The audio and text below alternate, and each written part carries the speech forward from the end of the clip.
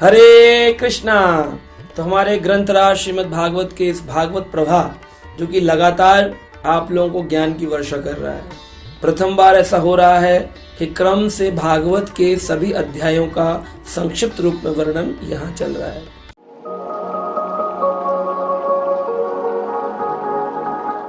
आज हम इसी क्रम में छठे स्कंद के 18वें अध्याय के अंदर प्रवेश करेंगे। एक बहुत सुंदर श्लोक इसी छठे स्कंद के 18वें अध्याय के 71 नंबर में एक श्लोक दिखा है, जहां पर जो इंद्र हैं उन्होंने क्या कुछ कर दिया है इसके बारे में वर्णन किया गया है। स्वर्ग के राजा इंद्र उवाच, इंद्र बोल रहे हैं।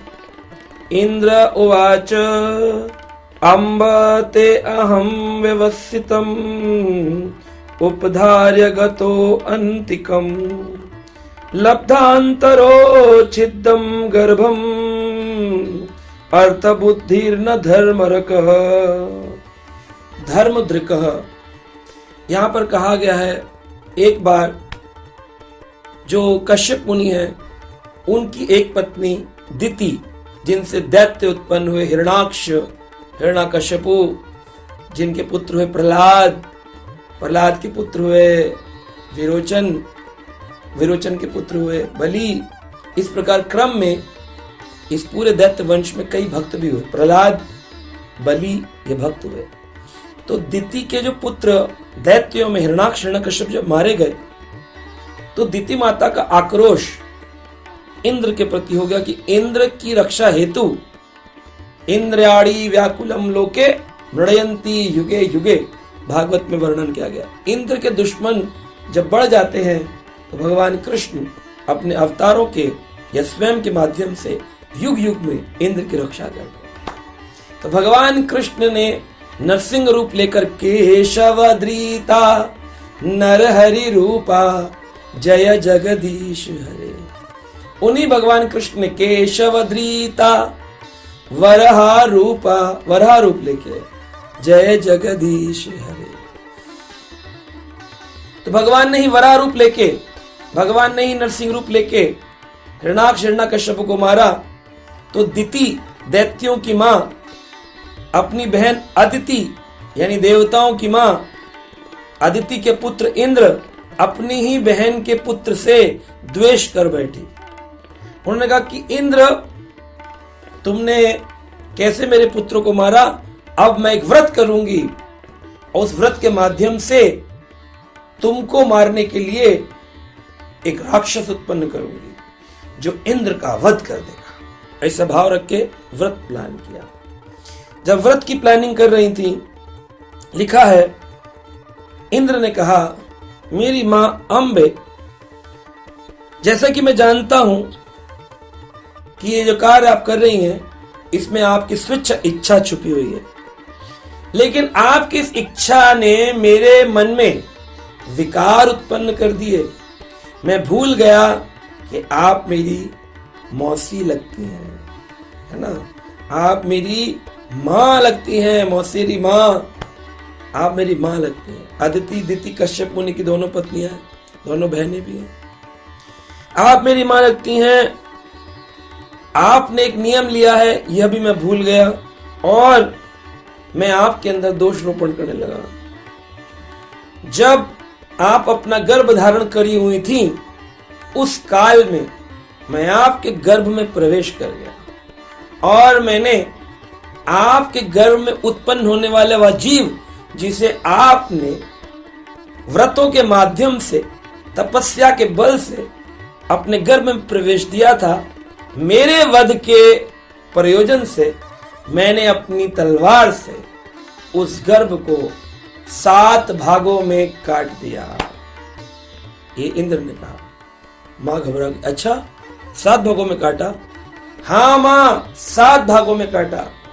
लेकिन फिर मैंने देखा वो 7 भाग 7 अलग अलग शिशु बन गए, 7 शिशु हो गए। मैं घबरा गया कि एक राक्षस मारने आया था, 7 पैदा हो गए। तो मैंने फिर अपनी तलवार लेके उन हर एक शिशु को फिर दोबारा से 7 भाग में काटा। 7 7 7 7 7 7 में 7 को काट। मैं हैरान हो गया देख करके कि वो सातों के सातों में से जो 7 निकले वह सब 49 सब के सब शिशु बन गए। ये बात देख करके मैं भयभीत हो गया कि जितने भी भाग में काटता हूं उतने अधिक शिशु उत्पन्न हो जाते हैं।